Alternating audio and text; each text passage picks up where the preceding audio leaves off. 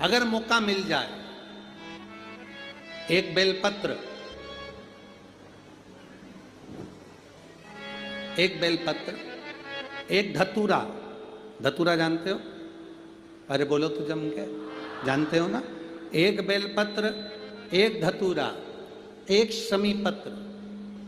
शमी पत्र कितना? एक। एक बेलपत्र, एक धतूरा, एक शमी पत्र और एक सफेद पुष्प, केवल एक सफेद पुष्प। एक आखा चावल का दाना, आखा का मतलब जानते हो? मतलब पूरा सेगा चावल का दाना। एक चावल का दाना, एक सफेद पुष्प, एक धतूरा, एक बेलपत्र, ये सब हाथ में लेकर अगर तुमको ऐसा लगता है कि आपको ऐसा महसूस होता है कि मेरी सारी राहें बंद पड़ी हुई है और मैं जिस काम में हाथ डालता हूँ वो काम आज होता ही नहीं, दिन लग जाते हैं। जब दुनिया के लोगों के पास में सुख आ जाता है तब भगवान मुझे सुख देता है, जब दुनिया का भला हो जाता है तब मेरा भला होता है।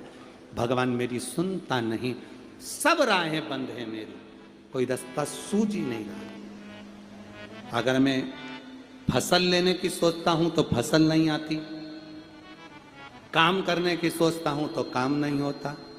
कुछ ना कुछ टेंशन मेरी जिंदगी में है। तो कभी मौका मिल जाए, जिस दिन तुम्हारे हाथ में ये सभी चीजें हों, बेलपत्र, धतूरा, पुष्प, शमी पत्र, चावल का एक दाना, ये सब तुम्हारे हाथ में हो और शिवरात्रि का दिन हो, 12 महीने कोई सी भी शिवरात्रि, शिवरात्रि का दिन हो, उसी शिवरात्रि के दिन, जिस दिन आप दोपहर में मंदिर चले जाएं या शाम को जाएं या सुबह जाएं, कभी भी, पर शिवरात्रि के दिन अपने हृदय में ध्यान कर कर और त्रिपुरारी नाम का स्मरण कर कर, कौन सा नाम? त्रिपुरारी नाम का स्मरण कर कर भगवान शिव से अपने मन की बात कहकर, भोला सब दुख काटो, त्रिपुरारी नाम का स्मरण कर कर हाथ में लेकर भगवान शिव के शिवलिंग पर अगर हम समर्पित कर देते हैं तो ये निश्चितता है राहें अपने आप खुलना प्रारंभ हो जाती है और कार्य में सफलता। त्रिपुरारी नाम सुख देने वाला। 3 पुरियों को भस्म करा। 3 पुरियों को भस्म करना मतलब हमारे सामने जो विघ्न आ रहा है, हमारे सामने जो कहीं ना कहीं तकलीफ आती है, उस विघ्न को समाप्त कर दे वो त्रिपुरारी।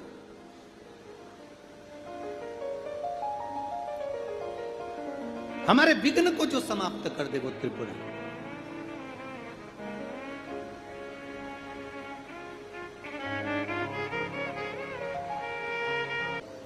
तुम्हारे पास में करोड़ों का धन होगा पर भगवान देवाधिदेव महादेव को तुम्हारे धन से मतलब नहीं। शंकर भगवान को पाने के लिए तुम्हारी संपदा की जरूरत शिव जी को नहीं है।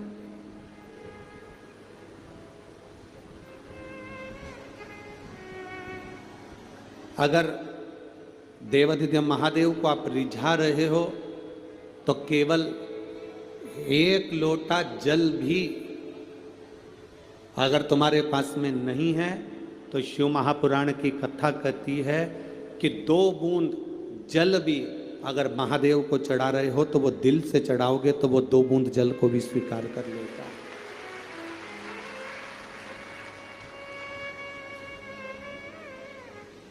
आपने अगर दिल से पुकारा तो महादेव आते, आपने अगर दिल से बुलाया तो शिव आता। धन दौलत संपदा से, सत्ता से, वैभव से तुम्हारा देवाधिदेव महादेव प्राप्त होने वाला नहीं है। तुम्हारे वैभव से, तुम्हारे धन से भगवान कभी प्रसन्न नहीं होगा।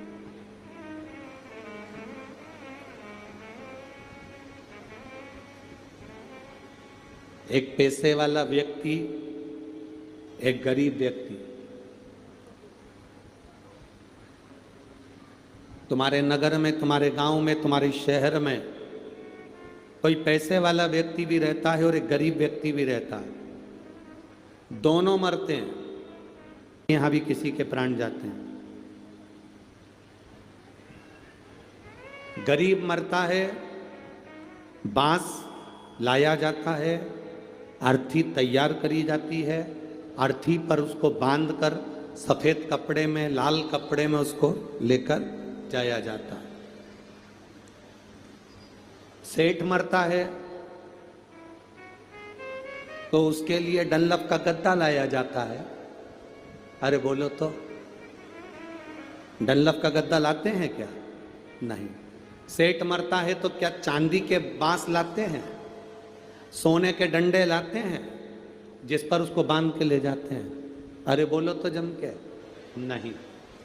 अमीर मरा तो भी बांस पर गया, गरीब मरा तो भी बांस पर गया।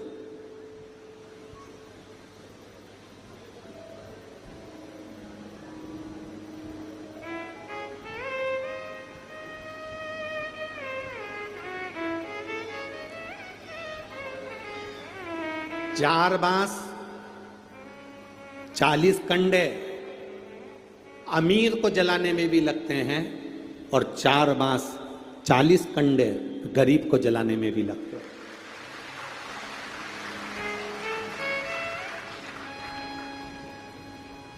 अमीर मरेगा तो भी डनलप के गद्दे पर नहीं जाएगा, उसके साथ में अलमारी, फ्रिज, कूलर, वॉशिंग मशीन, बंगला, गाड़ी कुछ नहीं जाएगा। अमीर भी मरा तो बांस पर जाएगा, गरीब भी मरा तो बांस पर जाएगा। अमीर भी गया सफ़ेद कपड़े में, गरीब भी गया सफ़ेद कपड़े में। तुम चाहे कितने भी अच्छे कपड़े पहनाओ और ऊपर से वही सफ़ेद वही लाल रहता है, और ऊपर से वही सफ़ेद वही लाल रहता है, वही सफ़ेद वही। कारण अमीर अगर मंदिर में जाता तो अच्छे कपड़े में जाता, अमीर अगर कहीं जाता तो थोड़े बेबहू से, थोड़े धन से, थोड़ी सत्ता से, थोड़े पैसे से जाता। एलईडी चालू करिए पीछे की। थोड़े बेबहू से जाता, थोड़ी सत्ता से जाता, थोड़े धन से जाता। अमीर जाता तो वो अपने बेबहू से जा रहा होता, गरीबड़ा जाता तो वह अपने आनंद के साथ भगवत भजन करते हुए, नाम जाप करते हुए, स्मरण करते हुए पहुंच जाता। एक बात अपने भीतर उतार कर रखिए, सब जगह पर अमीरी और गरीबी देखी जा सकती है। आज आवाज सेट नहीं है बाबू तुम्हारी। प्रत्येक जगह पर अमीरी और गरीबी देखी जा सकती है, प्रत्येक जगह।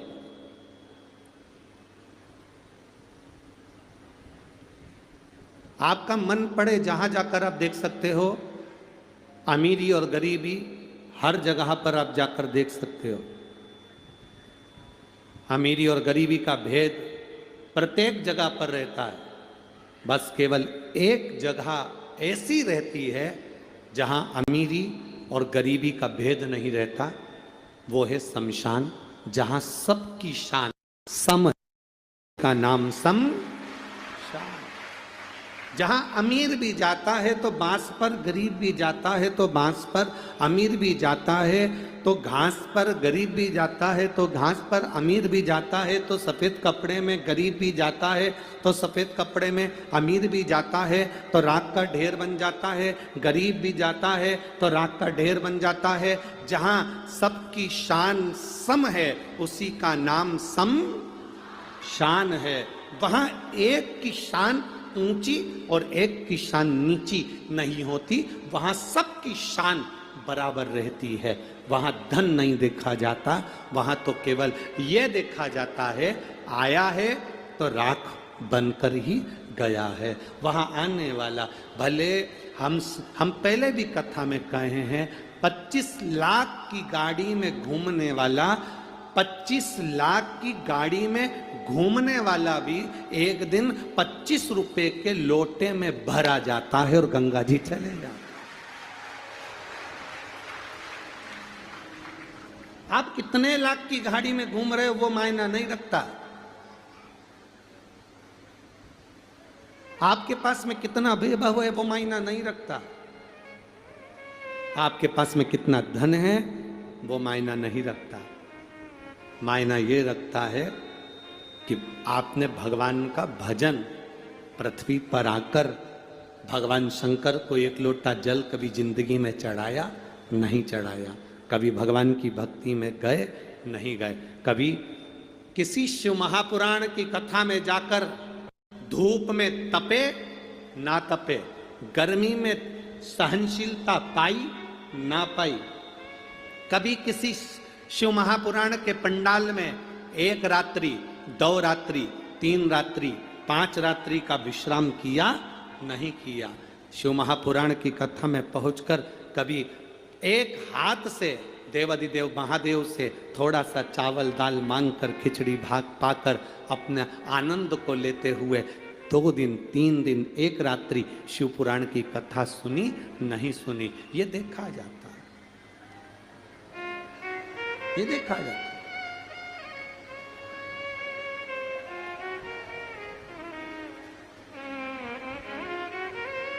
एलईडी नहीं चल रही क्या पीछे की? तार टूट गया।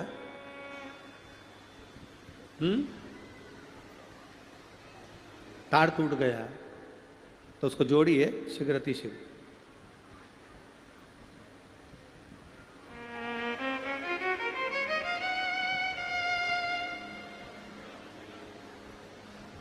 आगे वाला डी तो हमेशा खाली रखना चाहिए जिससे तारों टूटे नहीं, तकलीफ ना आए, पर वो भी आप लोग भरवा देते हैं। थोड़ा ध्यान रखकर बैठेंगे तो दिक्कत नहीं आएगी पीछे वालों को भी।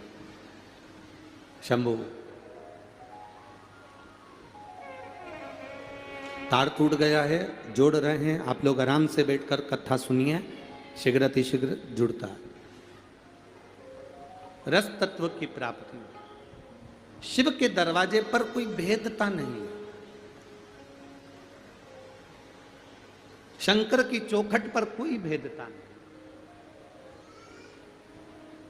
और जब शिव के द्वार पर कोई भेदता नहीं तो हम भेद करने वाले कौन होंगे?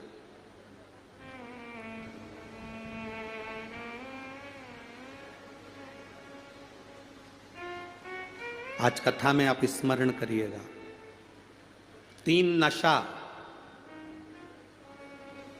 इस संसार में सबसे बड़ा, सबसे भारी 3 नशा संसार में सबसे विचित्र और सबसे बेकार।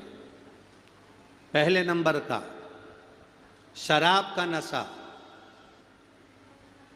एक ऐसा नशा होता है जिसमें केवल अकेला व्यक्ति बर्बाद नहीं होता, उसका पूरा घर बर्बाद हो जाता है, पूरा घर बर्बाद हो जाता है, बर्बाद हो जाता है।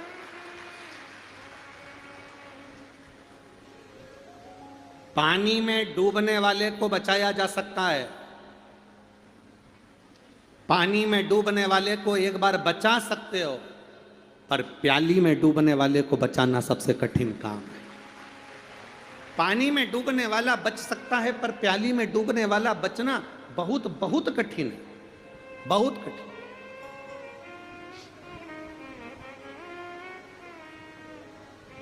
तीन नशे बड़े प्रबल हैं। मेरा निवेदन, जितने जितने माताएं यहां बैठी हैं और जितने भाई लोग यहां बैठे हुए हैं, मेरे जितनी जीजियां बैठी हैं और जितने मेरे जीजा बैठे हैं, मेरे छत्तीसगढ़ के जीजाओं,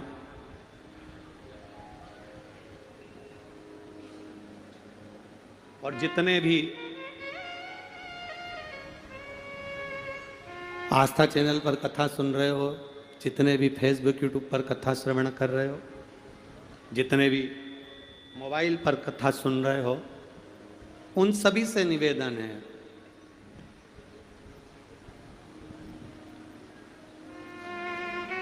तुम्हारी मदिरा को, शराब के नशे को कोई दूसरा नहीं छुड़ा सकता। आपके शराब के नशे को आप खुद छुड़ा सकते हो, अपने अंदर बल उत्पन्न कर कर, अपने ऊपर दृढ़ता बनाकर, संकल्प बनाकर आप स्वयं छुड़ा सकते हो।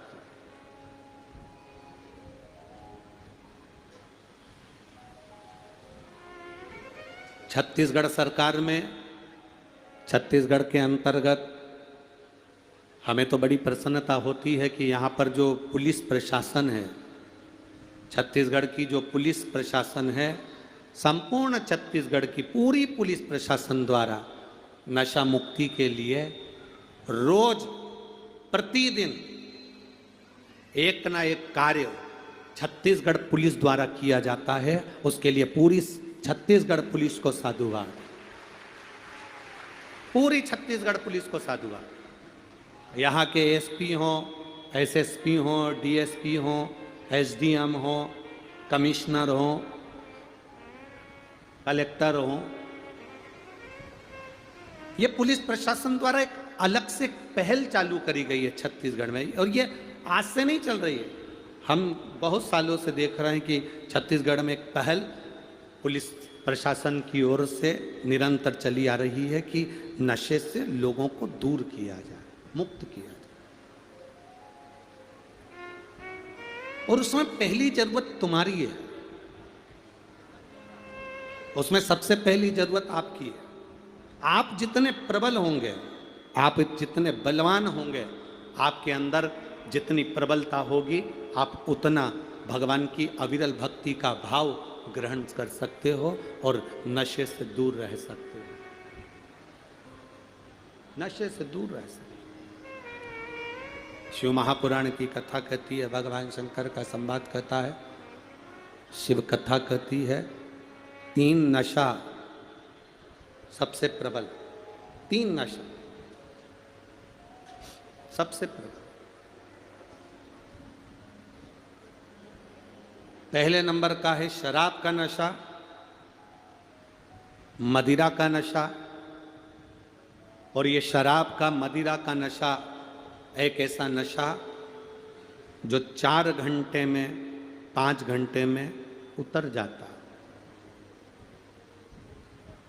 फिर दूसरे नंबर का नशा बताया धन का नशा, सत्ता का नशा, कुर्सी का नशा, वैभव का नशा, अपनी दौलत का नशा। ये दौलत चली जाती है, कुर्सी चली जाती है, तब ये नशा अपने आप चला जाता है। ये कुर्सी जाने के बाद ये नशा जाता है, ये धन जाने के बाद ये नशा जाता है, सत्ता जाने के बाद ये नशा जाता है, वैभव जाने के बाद ये नशा जाता है। एक नशा है मदिरा का नशा, शराब का नशा, 4 घंटे में उतर जाता है। धन का नशा, पैसे का नशा, कुर्सी का नशा, वैभव का नशा, ये कुर्सी जाने के बाद, धन जाने के बाद उतरता है। और तीसरे नंबर का जो नशा है वो भगवान की भक्ति का नशा जिंदगी भर नहीं उतरता, जिंदगी भर।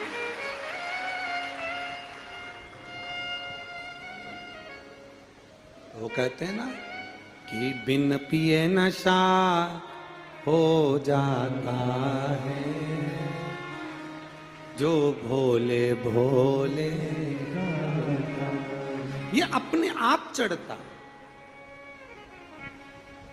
इसको चढ़ाया नहीं जाता।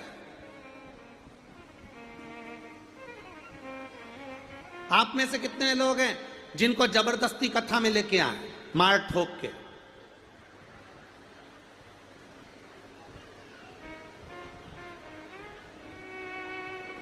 नैपकिन दो ना, एक नैपकिन रखा हो सफेद वाला। कितने लोग हैं जिनको मार ठोक के लेकर आए?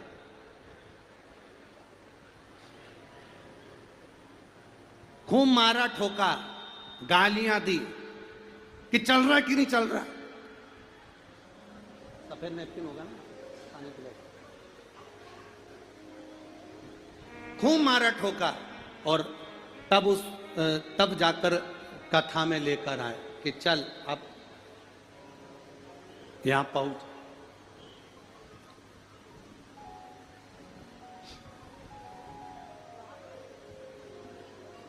अरे बोलो तो तुम में से है कोई जिसको जबरदस्ती खींच के, मार के, ठोक के, गाली दे के और साइकिल में पीछे बांध के गैस की टंकी की तरह ऐसे लेकर आए हो? कोई नहीं, कोई नहीं ले, किसी को कोई बांध कर नहीं ले जाता, किसी को कोई धमकी देकर नहीं ले जाता, किसी को अपशब्द कहकर नहीं ले जाते। भगवान शंकर की कथा में आप जैसे अपनी मर्जी से दिल में उमंग लेकर, उत्साह लेकर, आनंद लेकर, जैसे भगवान शंकर की कथा में आप जबरदस्ती नहीं आते, उसी तरह आपका दुख हरने के लिए भगवान भी जबरदस्ती नहीं आता, अपने दिल से आता है, अपने आनंद से आता है। तुम्हारा दबाव नहीं है भगवान भोलेनाथ जी पर कि शंकर जी तुमको आना ही पड़ेगा। भोलेनाथ जी कहते हैं मुझ पर किसी का दबाव नहीं। लंका अधिपति रावण मेरे ऊपर दबाव बनाता था, मैं नहीं गया। लंका अधिपति रावण ने मेरे को शिवलिंग के रूप में अपने हाथों में उठा लिया और हाथों में उठाकर लंका अधिपति रावण मुझे ले जाने लगा लंका और कहता है मेरी लंका में चलो, मेरी लंका में रहना। भगवान कहने लगे मेरे को ले जा नहीं पाएगा और रावण को लगी लघु शंका। रावण ने शिवलिंग पृथ्वी पर रख दिया और वो शिवलिंग उठा नहीं, वो बाबा वैद्यनाथ के रूप में विराजमान हो गया। वो बाबा वैद्यनाथ जी के रूप में विराजमान हो गया। कठिन है, बहुत बहुत कठिन, बहुत कठिन, बहुत कठिन।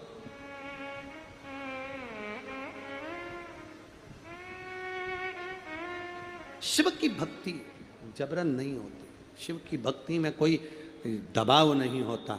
शंकर की भक्ति में कभी दबाव से शंकर का भजन नहीं हो सकता। शंकर का भजन कभी दबाव से नहीं हुआ। शंकर भगवान का भजन कभी मार कर, ठोक कर या गाली देकर, अपशब्द कहकर, ताना देकर शिव का भजन नहीं हो सकता। शंकर का भजन केवल निर्मल मन सो मोहि पावा, मोहि छल छिद्र कपट ना भावा। भगवान का भजन तो केवल निर्मल भाव से हो सकता है, इससे सिवाय काहे से नहीं हो सकता। महाराज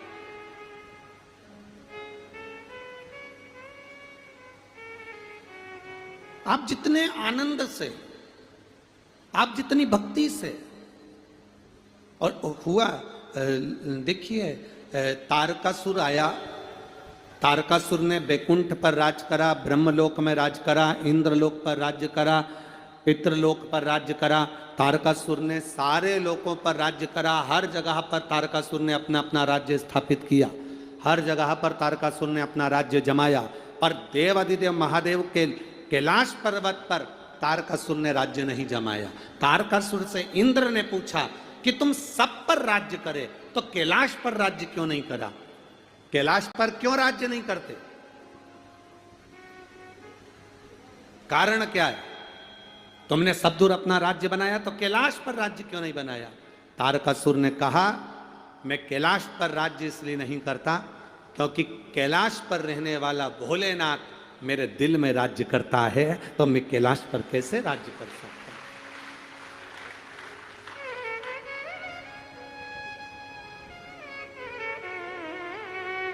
कोई जरूरी है कि तुम कैलाश पर्वत जाओगे तो शंकर जी मिलेगा?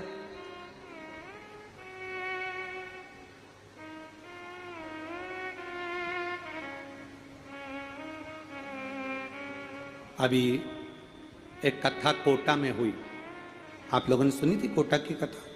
तो कोटा में कथा थी, तो कोटा में शाम के समय पर एक कोई मिलने के लिए आए और वो आकर बोले गुरुजी, ओ गुरुजी। तो शाम का समय था, हम लोग पीछे आगे के 2-4 दिन तो मिलते नहीं हैं। 5 दिन की कथा होती है तो 1 दिन मिलते हैं, 7 दिन की कथा होती है तो 2 दिन मिलते हैं, इससे ज़्यादा हम किसी से मिलना हमारा होता नहीं। अब वो आए और उन्होंने आकर कहा गुरुजी, ओ गुरुजी। हमने कहा बोलिए क्या बात है? गुरुजी हमारे जो दादाजी है ना, वो अभी कैलाश गए थे। अच्छा, हमारे दादाजी गुरुजी कैलाश गए थे, कैलाश मानसरोवर होकर आए और कैलाश मानसरोवर का दर्शन कर कर आए, मानसरोवर का स्नान कर कर आए। हमने कहा ठीक है।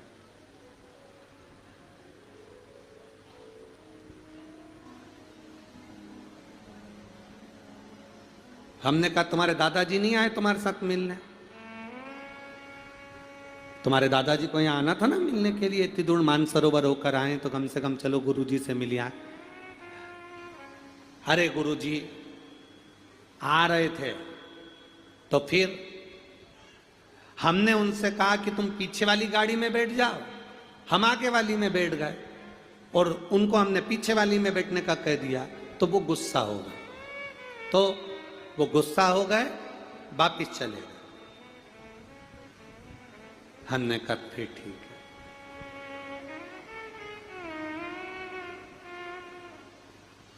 हमने फिर पूछा तुम्हारे दादाजी को शंकर जी मिले कैलाश पर्वत पे? शंकर जी मिले? नहीं, हमारे दादाजी कह रहे थे हमको ऐसा पहाड़ के ऊपर आंख बनी हुई नजर आई कैलाश पर्वत पर, और बस ऐसा लगता था जैसे शंकर जी यहीं पर बैठे हैं। हमने उनसे कहा आपसे केवल एक निवेदन है, शंकर जी को पाने के लिए कैलाश पर जाने की जरूरत नहीं है, घर में भी अगर शांति से रह लोगे तो शंकर घर में भी प्राप्त हो सकता है। मानसरोवर होकर आने के बाद, कैलाश पर्वत होकर आने के बाद भी अगर तुम्हें इतना गुस्सा कि मेरे को आगे वाली गाड़ी में बैठना था, पीछे क्यों बिठाया, और मालूम पड़े तुम अपने घर चले गए, इतना क्रोध। शंकर जी के पास में क्रोध नहीं है, शंकर जी के पास में तो प्रेम है। एक चोर चोरी करने के लिए गया शिव के मंदिर में, कोई सामान ऊपर चढ़ने का नहीं मिला तो वो शंकर भगवान के शिवलिंग पर पांव रखकर ऊपर चढ़ गया। शंकर जी उसमें ही प्रसन्न हो गए, मांग तुझे क्या चाहिए।